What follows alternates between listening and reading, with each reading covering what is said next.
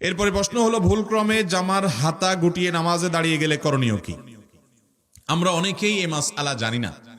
জামার হাতা এভাবে গুটিয়ে, কিংবা আপনি সুন্দর করে ভাঁজ করলেন, সুন্দর করে শার্টের হাতা অনেকে ভাঁজ করে না, এরকম ভাঁজ করে আপনি নামাজ পড়লেন, আপনার নামাজটা ত্রুটিপূর্ণ হবে।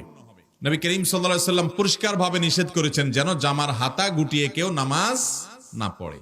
জামার হাতা যেমন গোটানো নিষেধ, এরকম গোটা জামা আপনি উপর উঠে বেঁধে ফেললেন, বেঁধে তারপর নামাজ পড়লেন, সেটাও নিষেধ, একই কথা। অতএব জামার হাতা গুটিয়ে নামাজ পড়া এটা মাকরুহ, নামাজের জন্য ত্রুটিপূর্ণ, এটা জায়েজ নাই। হাতা গোছানো থাকলে সেটাকে খুলে দিয়ে মেলে দিয়ে তারপর সালাত আদায় করতে হবে। কারণ আল্লাহর সামনে আপনি যখন দাঁড়াচ্ছেন তখন এই দানোটা বিনয়ের সর্বোচ্চ পর্যায়ে, আপনি বিনয়ী হয়ে তারপরে আল্লাহর সামনে দাঁড়াবেন। আপনি হাতা গুছিয়ে থাকা, এটা আল্লাহর সামনে দাঁড়ানোর যে শান, তার শানের সাথে যায় না। সবচেয়ে বড় কথা হলো হাদিসে নবী সাল্লাল্লাহু আলাইহি ওয়াসাল্লাম নিষেধ করেছেন। এজন্য জামার হাতা খুলে তারপরে আমরা সালাতে দাঁড়াবো।